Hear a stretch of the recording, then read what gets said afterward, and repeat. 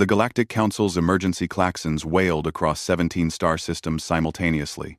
On the obsidian floors of the council chamber, Ambassador Zyx Thor's 3 eye stalks went rigid with terror as the translation matrix flickered to life.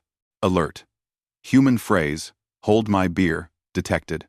Threat level, catastrophic. Recommendation, immediate evacuation of surrounding sectors. Not again, Zyx Thor whispered, his crystalline body trembling. The last time those 3 words had been uttered, humans had somehow convinced a supernova to postpone its explosion by talking it down. The time before that, they'd arm-wrestled a black hole into submission. Literally. The source coordinates appeared on the holographic display. Outpost, Kepler 442, a remote mining station on the edge of the dead zone. On Kepler 442, Chief Engineer Susan Chen stood before the massive asteroid that was currently on a collision course with the outpost. Behind her, 300 alien species representatives cowered inside the reinforced shelter. The calculations were clear. Impact. In 47 minutes. The evacuation shuttles wouldn't arrive for 3 hours. The defense grid is completely fried, reported Evan Rodriguez, Susan's second-in-command, his tablet displaying nothing but red warnings. The asteroid's moving too fast.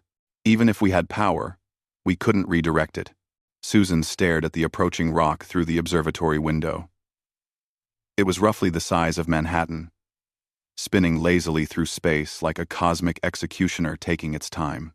What about the mining charges? She asked. Evan blinked. The explosives we use for controlled demolitions? Susan, we'd need to detonate them inside the asteroid's core to have any effect, and we have no way to drill. Who said anything about drilling? Susan cracked her knuckles and turned to the alien dignitaries huddled nearby. Her eyes settled on Ambassador Vreen of the Korthan Empire, whose species was renowned for their diplomatic immunity treaties and absolute pacifism. Ambassador, I'm gonna need your ship. Vreen's tentacles quivered. My diplomatic vessel? It's unarmed and perfect. Evan. Susan grabbed her jacket from the chair. Hold my beer. The tablet slipped from Evan's hands, clattering on the metal floor. Every alien in the room froze. Some began praying to their respective deities. One fainted directly into a support beam. Susan, no, Evan said, but he was already reaching for her beverage can. It was instinct now. When a human said those words, you held the beer and prayed you'd live to give it back. Across the galaxy, military fleets began mobilizing. The Galactic Council activated their ancient observation protocols, the ones specifically created to monitor human situations. Susan strapped herself into the pilot's seat of Ambassador Vreen's luxury cruiser, a sleek vessel designed for comfort, not combat. In the cargo hold, she'd loaded every mining charge the outpost possessed, roughly 6 tons of high-grade explosives. This is insane, Evan's voice crackled through the comm. Even if you reach the asteroid, you can't manually place the charges inside. The radiation alone. Who said anything about placing them? Susan fired the engines. The diplomatic cruiser shot forward, its shields groaning under the acceleration.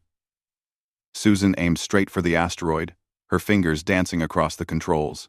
The mining charges in the cargo hold were rigged to her command, their detonators synced to her neural implant. Susan Chen, report your intentions immediately. Zyx Thor's voice boomed through every speaker. The entire Galactic Council was watching now, their feeds broadcasting to trillions across known space. Gonna thread the needle, Susan replied casually, as if she were parallel parking instead of piloting a diplomatic vessel loaded with explosives toward certain death. The asteroid loomed ahead, its cratered surface growing larger by the second. Susan's eyes narrowed, calculating trajectories that no computer would dare suggest. She spotted it, a narrow crevasse running deep into the asteroid's structure, barely wider than the ship. Oh no, Evan whispered from the outpost. Oh no, no, no. Susan punched the throttles to maximum. The cruiser screamed into the crevasse, its shields scraping against ancient rock, alarms shrieking in 17 different alien languages. Deeper and deeper she plunged, the walls closing in, until the ship could go no further. She was inside the asteroid's core, surrounded by dense mineral deposits and the crushing darkness of space rock. "Here's where I get off," Susan said. She activated the emergency escape pod and simultaneously released the cargo hold seals. 6 tons of mining charges tumbled free, embedding themselves in the asteroid's heart. The escape pod rocketed backward through the crevasse, riding the momentum of its explosive ejection sequence. Susan's hands gripped the controls as the tiny pod bounced and scraped along the narrow channel, sparks flying, metal screaming. She cleared the asteroid's surface with 3 seconds to spare. "Fire in the hole!" Susan triggered the detonation sequence. The asteroid didn't explode, it transformed. The mining charges, designed for surgical precision in controlled demolitions, fractured the massive rock along its internal stress lines. In a brilliant display of physics and human stubbornness, the asteroid broke into 17 smaller pieces, each one diverging on a new trajectory that would miss the outpost by comfortable margins. Susan's escape pod tumbled through space, its stabilizers damaged but functional. Evan's voice erupted through the comm, a mixture of relief, terror, and exasperation. "Susan Chen, you're absolutely crazy? Reckless? Brilliant?" Susan grinned, checking her systems. Yeah. Just have my beer ready." Ambassador Thor slumped in his council seat, all 3 eye stalks drooping with exhaustion. Around him, representatives from 1,000 worlds slowly emerged from their crisis positions, motioned to add the phrase, "Hold my beer," to the galactic forbidden phrases list. Someone suggested weakly. With quote, "Denied," Thor said. "It doesn't work. Humans will just find new ways to say it. Last month, they used, watch this.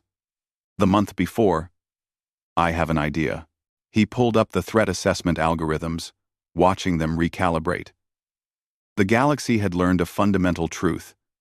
Humans weren't the strongest species, or the smartest, or the most advanced. But they were the only species crazy enough to look at certain death and see a challenge instead.